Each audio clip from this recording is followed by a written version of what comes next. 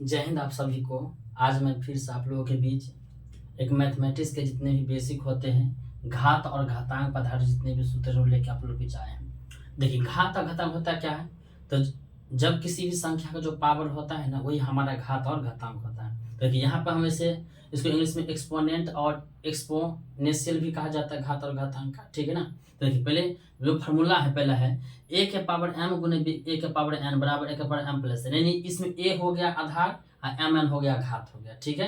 यानी पहला जो फार्मूला होता है ए के पावर एम गुने ए के पावर एन बराबर ए के पावर एम प्लस एन, हम यहाँ लिख दिए, वो लिख दिए समझने के लिए कि यदि आधार समान हो और घात अलग अलग हो तो घात क्या होता है? जुट जाता है। तो दोनों के आधार समान है और घात अलग है, दोनों घात को जोड़ दिए, ये पहला फार्मूला होता है, ठीक है। दूसरा है ए के पावर एम गुने बी के पावर एम, यानी अगर आधार क्या हो?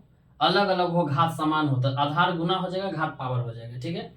ए के पावर एम के पावर एन, अगर घात आधार के पावर घात हुआ, घात का भी घात हो तो ये दोनों घात क्या हो गया? दोनों गुना हो गया, तो ए के पावर एम के पावर एन बराबर ए के पावर एम गुने एन हो जाएगा, ठीक है।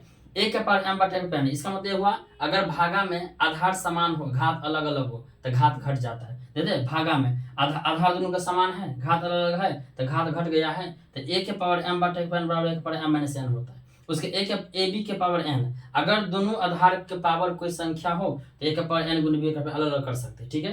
ए के भागा में अगर पावर आधार अलग अलग हो, घात समान हो तो ए के पावर एन बटे बी के पावर एन लिख सकते हैं, ठीक है ना। ध्यान रखिए, किसी भी संख्या का पावर 0 हो ना, उसका मान हमेशा 1 होता है, अपने याद रखिएगा। किसी भी संख्या पावर 0 हो तो मान 1 होगा। ए के पावर माइनस 1, अगर किसी भी संख्या अगर ए के पावर माइनस 1 को 1 बटा ए हो जाएगा, और ए के पावर माइनस 2 1 बटा ए के, और यहाँ पर ध्यान रखिएगा 2 होगा 2, यानी यहाँ जो आपको हो जाएगा, आपको 2 हो जाएगा। एक पावर माइनस 2 बराबर एक बटा एक पावर 2 हो जाएगा, ठीक है। यहाँ देखिए रूट के अंदर हो ए तो 1 का पावर 1 बटा 2 होता है। ध्यान रखिए, रूट का मतलब होता है 1 बटा 2 होता है, ठीक है। अगर रूट के अंदर 3 है तो 1 के पावर 1 बटा 1 बटा 3 हो जाएगा। 1 माइनस 3 है तो 1 बटा 1 पावर 3 हो जाएगा। अब देखिए रूट के अंदर n है ना, ए है पर n है ना, तो देखिए रूट के अंदर n है तो देखिए 1 के पावर n क्या कट जाएगा, क्या हो जाएगा? आपको a हो जाएगा, ठीक है। तो रूट के अंदर n है, ए गुने रूट के ऊपर n है गुने b। देखिए दोनों का आधार अलग अलग है और दोनों का जो रूट के अंदर कथी है? n समान है, तो यहाँ पर रूट के अंदर n गुने ए, ये दोनों है, a को b को गुना करके रूट के अंदर n डाल सकते हैं, ठीक है। उसके बाद a के पर n है तो a के पर m के पर n लिख सकते हैं।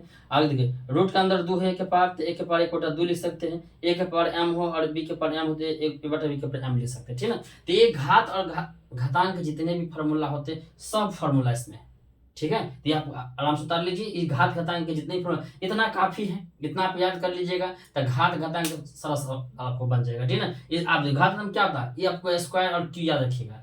जो स्क्वायर और क्यू होता है ना, वो बेस याद रखिए, इस बात ठीक है।